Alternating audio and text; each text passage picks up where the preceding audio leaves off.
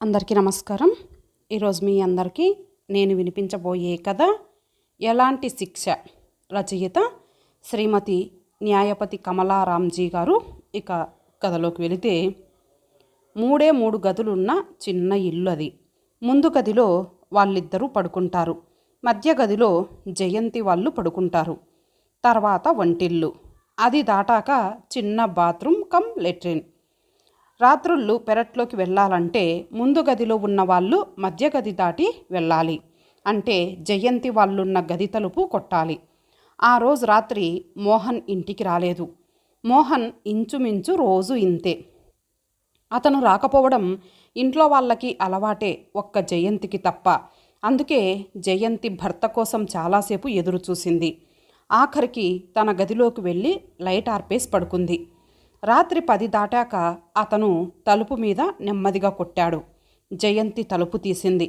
బాత్రూంకెళ్ళాలి అన్నాడతను నవ్వుతూ. జయంతి పక్కకు జరిగింది. అతను బాత్రూంకెళ్ళాడు. జయంతి వచ్చి మంచం మీద పడుకుంది. అప్పుడే మగతగా నిద్రపడుతోంది. ఎవరిదో చెయ్యి తన మీద పడ్డంతో గతుక్కుమని లేచింది ఆమె.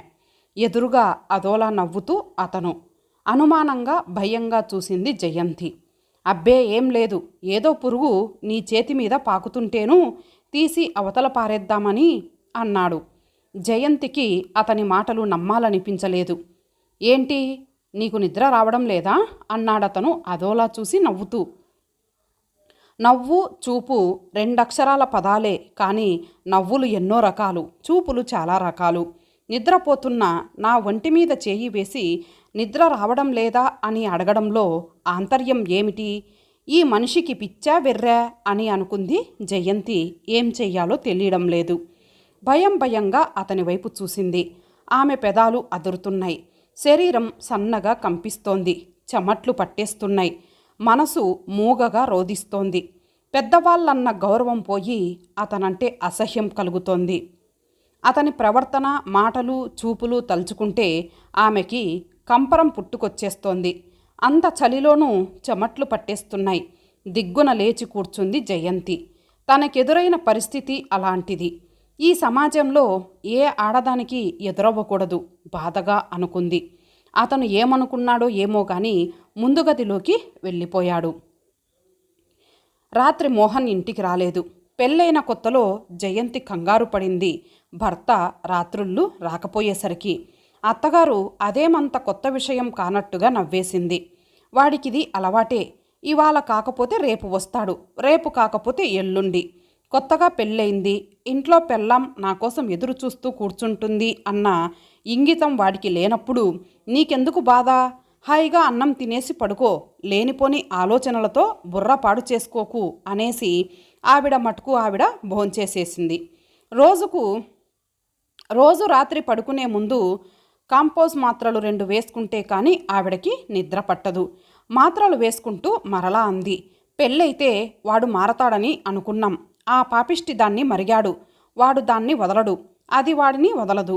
నువ్వే నీ తెలివితేటలతో అందచందాలతో చాకచక్యంగా వాడిని నీ వైపు తిప్పుకుంటావని అనుకున్నాను.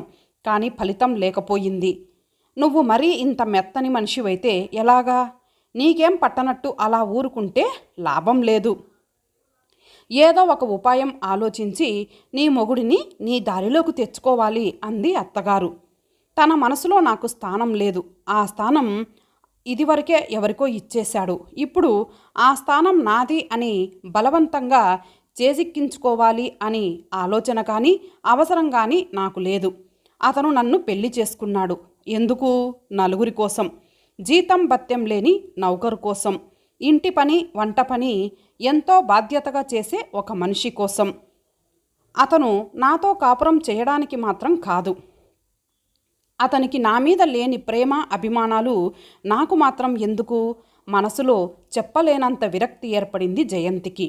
ఆవిడ అనడం తేలిగ్గా అనేసింది, కానీ వాళ్ళు తనకి ఎంత అన్యాయం చేశారో వాళ్ళకి తెలీదా? పెళ్ళికి ముందే ఈ విషయాలన్నీ తనకు తెలిసి ఉంటే తను ఈ పెళ్ళికి ఒప్పుకొని ఉండేదే కాదు. తనకు జరిగిన అన్యాయం తలుచుకుంటే దుఃఖం ముంచుకొచ్చేస్తోంది. ఏడ్చి అలసిపోయింది జయంతి. ఇహ ఏడుద్దామన్నా కన్నీళ్లు ఇంకిపోయాయి ఆమెకి. అసలు ఈ సమాజంలో ఆడదానికి అన్యాయం జరగనిదెప్పుడు? తన జీవితమే పెద్ద సమస్య అయిపోయింది. తనకి భయం, పిరికితనం రెండూ ఎక్కువే. అందుకేనేమో ఏ సమస్య అయినా భూతద్దంలో నుంచి చూసినట్టుగా చూసి విపరీతంగా భయపడిపోతున్నది. అత్తగారికి, మావగారికి భోజనం వడ్డిస్తోంది జయంతి. అత్తగారు తొందరగా భోజనం చేసేసి మాత్రలు వేసుకుండేందుకు గదిలోకి వెళ్ళిపోయింది. మామగారు నెమ్మదిగా భోంచేస్తున్నారు. మజ్జిగ పోస్తున్న జయంతి చేతిని సడన్గా పట్టుకొని ఆపేస్తూ, "వద్దు జయంతి, మజ్జిగ చాలు, మరి వెయ్యకు" అన్నాడు ప్రభాకరం. మజ్జిగ వద్దని అనడానికి చేయి పట్టుకోవాలా? నోటితో చెప్తే సరిపోతుంది కదా. ఏమో, కూతురైనా అలాగే చేయి పట్టుకొని మజ్జిగ వద్దని అంటారేమో. తనే ఉన్నమతి పోయి వంకర టింకరగా ఆలోచిస్తున్నదేమో. మరి రాత్రి చేయి పట్టుకోవడం?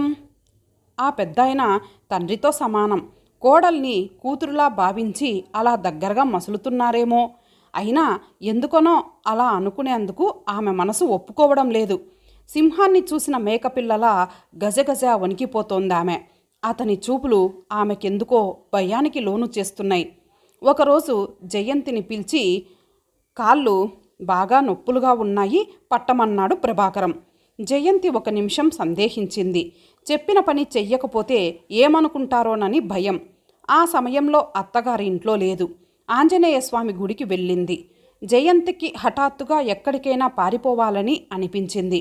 లేదంటే ఉన్న పలంగా మాయమైపోయే విద్య తనకి తెలిస్తే బాగుండు అనుకుంది. ఇష్టం లేకపోయినా భయం కొద్దీ కాళ్ళు పట్టడం మొదలుపెట్టింది జయంతి. ఇంకొంచెం మీదకు, ఇంకా పైకి అంటూ బలవంతంగా పట్టించుకున్నాడాయన. "అబ్బా, ఇప్పుడెంత హాయిగా ఉందో" అన్నాడు జయంతి కళ్ళలోకి చూసి నవ్వుతూ. జయంతికి అతని నవ్వు ఒంటికి కారం రాసుకున్నట్టుగా ఉంది. ఏమిటిదంతా? ఏమీ లేదు పెద్దాయన, మామగారు. అయినా కూతురైతే ఇలా కాళ్ళు పట్టడేంటి? తను అంతే అని సరిపెట్టుకుందామంటే ఎందుకో మనసు ఎదురు తిరుగుతోంది. జయంతి అత్తగారు భ్రమరాంబ ఎప్పుడూ ఇంటి పట్టున ఉండదు. ఆవిడకి భక్తి ఎక్కువ. సాయిబాబా భజనలని, గుడులని, గోపురాలని తిరుగుతూ ఉంటుంది. జయంతి పరిస్థితి పిల్లికి చెలగాటం, ఎలుక్కి ప్రాణ సంకటం అన్నట్టుగా ఉంది. ఎవరితో చెప్పుకుంటుంది? ఏమని చెప్పుకుంటుంది? చెప్పినా ఎవ్వరూ నమ్మలేరు. కానీ ఈ చేదు నిజాన్ని ఎలా భరించాలి? ఇలాంటి వాళ్ళకి ఎలాంటి శిక్ష వేయాలి? ఆమెకి పిచ్చెత్తినట్టుగా ఉంది. జయంతి ఒకరోజు బాత్రూంలో స్నానం చేస్తున్నది. ముచ్చట గొలిపే అందాలను ఏకాంతంలో సుతారంగా స్పృశించడంలో ఎంతో థ్రిల్ ఉంది. పూర్తి నగ్నంగా నిలబడి స్నానం చెయ్యడం ఆమెకి అలవాటు. మైసూర్ శాండల్ సబ్బుతో వల్లంతా రుద్దుకొని ఆ వింత పరిమళాలను హాయిగా ఆఘ్రానిస్తూ తన అవయవ సంపదల్ని చూసి తనే ఆశ్చర్యానందాలలో మునిగి తేలుతూ తనకిష్టమైన భాగాలన్నీ సున్నితంగా స్పృశిస్తూ నెమ్మదిగా స్నానం చేస్తూ వింత అనుభూతికి లోనవుతున్న సమయంలో సడన్గా తలుపు మీద టకటకమని చప్పుడయింది. ఎవరో తలుపు కొడుతున్నారు. అంతవరకు ఉన్న ఆనందమంతా వేడి పెనం మీద నీటి చుక్కలా ఆవిరైపోయింది. జయంతి కొంప మునిగిపోతున్నట్టు మామగారి కేక వినిపించింది. వెంటనే తలుపు తీయలేదు. అమాంతం తలుపు తీసుకొని వచ్చి చేయాల్సిన పరిస్థితి కాదు తనది. తలుపు కొడుతున్నది ఎవరో తెలిసినా ఎవరు అని అడిగింది. "నేను టవల్ బాత్రూంలో మర్చిపోయాను, అర్జెంటుగా కావాలి, ఒక్కసారి తలుపు తీయి" గతుక్కుమంది జయంతి. వెంటనే ఏదో చిన్న అనుమానం కలిగింది. బాత్రూంకి చిన్న కన్నంగానీ లేదు కదా. అందులో నుంచి అతను తనని వల్లంతా అసహ్యంతో గగురు పొడిచింది. అయినా టవల్ అన్నది అర్జెంటుగా కావలసిన వస్తువు కాదు కదా. అదీ కాక తను స్నానం చేస్తున్నదని తెలిసి ఒక 5 నిమిషాలు ఆగి తను యువతలికి వచ్చాక అతను లోపలికి వెళ్ళి ఆ టవల్ తెచ్చుకుంటే సరిపోతుంది కదా. ఈలోగా స్నానం చేస్తున్న తనని అంతలా డిస్టర్బ్ చేయాల్సిన అవసరం ఏమిటి? అదే భర్త అయితే వెంటనే తలుపు తీసి ఉండేదేమో. భర్తతో అలాంటి మధుర క్షణాలు పంచుకోవడంలో ఎంతో ఆనందం ఉంది. తన జీవితంలో అంత అదృష్టం కూడానా? దగ్గర కావాల్సిన భర్త దూరంగా ఉంటున్నాడు. తండ్రి స్థానంలో ఉండాల్సిన మామగారు ఇలా ప్రవర్తిస్తున్నారు. ఆమెకి ఒక్కసారిగా ఏడుపొచ్చింది. "ఉండండి, ఇస్తాను" అంది జయంతి. "ఒక్కసారి తలుపు తీసి టవల్ అందించు, నేను తీసుకుంటాను" అన్నాడతను తొందర చేస్తూ. "ఏమిటి మనిషి, కొంపలు అంటుకుపోతున్నట్టుగా ఆ కేకలేంటి?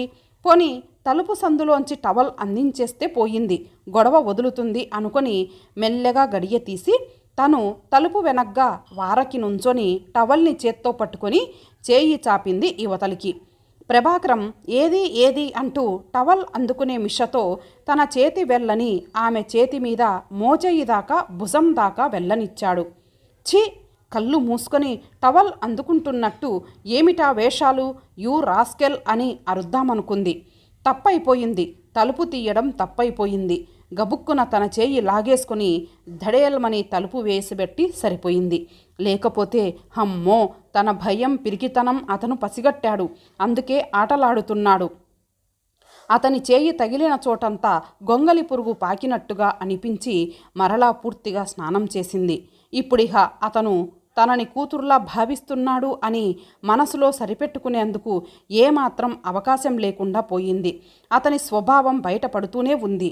భర్తతో చెప్పుకుందామంటే అతగాడు ఇంటికే సరిగ్గా రాడు, తనని పట్టించుకోడు. ఎంతసేపు ఉంచుకున్న దానితోనే అతని రోజులు వెళ్ళిపోతున్నాయి. జయంతికి చింత పట్టుకుంది. జరుగుతున్నదంతా ఎవరికైనా చెప్పేసి తన గుండె బరువు తగ్గించుకోవాలి. కానీ ఎలా? తను చెప్పినా ఎవరు నమ్ముతారు? అందరి ముందు అమ్మ జయంతి అని ఆప్యాయంగా పిలిచే మామగారు అలాంటివాడు అంటే అందరూ తన ముఖం మీదే చీకొడతారు. అలాంటి పెద్ద మనిషి మీద నింద వెయ్యడానికి నీకు సిగ్గు లేదు? అసలు నువ్వే అలాంటి దానివై ఉంటావు. నీ బుద్ధే పెడదారి పట్టి ఉంటుంది. మొగుడి సుఖం ఎలాగూ లేదు. కోరికలతో కాలిపోతూ నువ్వే అతన్ని రెచ్చగొట్టే విధంగా ప్రవర్తిస్తున్నావు కాబోలు అంటూ తన ముఖం మీదే ఉమ్మేస్తారు. భగవంతుడా, ఏది దారి? జయంతి బెంగతో రోజు రోజుకి నీరసించిపోసాగింది. అన్నం సహించడం లేదు, నిద్ర పట్టడం లేదు. పెళ్లి కాకముందు ఉన్న ఉత్సాహం ఇప్పుడు మచ్చుకైనా కనపడ్డం లేదు. గాలి తీసేసిన బెలూన్లా, ప్రాణం లేని బొమ్మలా ఉంది జయంతి. ప్రాణం కంటే పరువు ముఖ్యం అనుకునే కుటుంబంలో నుంచి వచ్చింది తను. అతనికి వ్యతిరేకంగా ఎవరికి చెప్పినా ఎవరూ నమ్మరు. పైగా తండ్రి లాంటి వ్యక్తి మీద అబాండాలు వేస్తావా అంటూ తిడతారు. ఏంటి చెయ్యడం? ఏం చెయ్యాలి? ఎవరూ నమ్మలేని నిజం ఇది. మరొక రోజు రాత్రి ప్రభాకరం జయంతి చేయి పట్టుకొని వదల్లేదు. నా కోరిక తీర్చు, వాడెలాగూ నిన్ను సుఖపెట్టడు. అనవసరంగా నువ్వు కోరికల్ని అణచుకోవడం ఎందుకు? నేనున్నాను కదా, ఇదేం తప్పు కాదు. మనం ఆకలి వేస్తే అన్నం తినడం లేదు, ఇది కూడా అంతే. Only biological necessity. భర్త తండ్రి ఇలాంటి చాదస్తాలు పెట్టుకోకుండా రా అంటూ మీదకు వచ్చాడు. జయంతి పెనుగులాడింది. అతని భల్లూకపు పట్టు నుండి విడిపించుకోవడం ఆమెకి చాలా కష్టమైపోయింది. ఆఖరికి అతని చేతిని కసితీరా కొరికేసి ఎలాగో బయటపడింది జయంతి. ఇహ లాభం లేదు. ఇలా భయపడుతూ కూర్చుంటే సమస్య పరిష్కారం కాదు. ఏదో ఒకటి చేయాలి. ఈ నరరూప రాక్షసుడి బారి నుండి, ఈ కీచకుడి బారి నుండి తనని తాను రక్షించుకోవాలి. అప్పటికప్పుడే ఒక అద్భుతమైన ఆలోచన వచ్చింది జయంతికి. వెంటనే అమలుపరిచింది. మీ కళ్ళతో మీరు చూడండి, నిజం తెలుసుకోండి, నన్ను రక్షించండి అంటూ ఆ వ్యక్తిని ప్రాధేయపడింది. నేను చెప్పింది చేస్తే చాలు, నిజం మీకే తెలుస్తుంది అని చెప్పి ఒప్పించింది. ఆ రాత్రి గదిలోపల సింథటిక్ చీర, మ్యాచింగ్ బ్లౌజ్, తల్లో మల్లెపూల దండతో ఆమె కిటికీ దగ్గర నుంచుంది. అతను తెల్లటి ఇస్త్రీ పంచ లాల్చి గుమగుమలాడుతూ ఉన్న సెంటు దట్టించి చాలా హుషారుగా గదిలోకి అడుగుపెట్టాడు. కిటికీ వైపు తిరిగి ఉన్న ఆమె భుజం మీద చేయి వేసి, జయంతి, ఇన్నాళ్లకు చిక్కావు నువ్వు నాకు. నేనింక నిన్ను వదలను. ఈ అవకాశం కోసం నేను ఎన్నాళ్లుగానో ఎదురు చూస్తున్నాను. మామగారు తండ్రితో సమానం అని, అలాంటి ఆలోచన రావడమే మహాపాపం అని ఇన్నాళ్ళు నీతులు చెప్పావు. ఇప్పుడేమైంది? ఆ చెప్పిందంతా ఇంకా ఏదో మత్తుగా అంటున్న అతని చెంప చెల్లుమంది. అంతే, అతని కళ్ళు బైర్లు కమ్మాయి. ఎదురుగా భ్రమరాంబ భద్రకాళిలా కోపంగా చూస్తూ కసితీరా భర్తని చితకబాదేసిందావిడ. ఛా, నేనెంత తెలివి తక్కువ దాన్ని, ఎంత అజ్ఞానంలో ఉన్నాను. ఇలాంటి వెధవన నమ్మి నేను ఇన్ని సంవత్సరాలు ఇతనితో కాపురం చేశాను. ఇప్పుడు తెలిసింది నా కొడుక్కి ఎవరి బుద్ధులు వచ్చాయో. తండ్రికి తగ్గ కొడుకన్నమాట వీడు. ఛీ, వీడిని చంపేసి జైలుకెళితే ఇంకా నయం. ఆవేశంతో పిచ్చిదానిలా అరవసాగిందావిడ. అంతా చూస్తూ అప్పుడే లోపలికి వచ్చిన జయంతిని ఆవిడ మనసారా అక్కున చేర్చుకుంది. ఇలాంటి వాళ్ళకి శిక్ష పడేట్టు చేస్తే గాని మనశ్శాంతి ఉండదు అనుకుంది. నేను పాపిష్టిదాన్ని, నన్ను క్షమించు. పదమ్మ, ఇలాంటి ఇంట్లో ఇంక ఒక్క క్షణం కూడా ఉండొద్దు. వీళ్ళు ద్విపాద పశువులు, మేకవన్నె పులులు, పయోముఖ విషకుంభాలు, వావి వరుసలు తెలియని నరరూప రాక్షసులు. నాకు చాలా సిగ్గుగా ఉంది. పద, వీళ్ళ నీడ మన మీద పడినా ప్రమాదమే. నీకు నేనున్నాను. ఆ భగవంతుడు మనకి ఏదో ఒక దారి చూపించకపోడు పద అంటూ బయటకు నడిచింది భ్రమరాంబ. జయంతి ఆవిడని అనుసరించింది. ఇంతటితో ఈ కథ సమాప్తం. మరలా మరొక మంచి కథతో కలుద్దాం. అంతవరకు సెలవు. నమస్తే.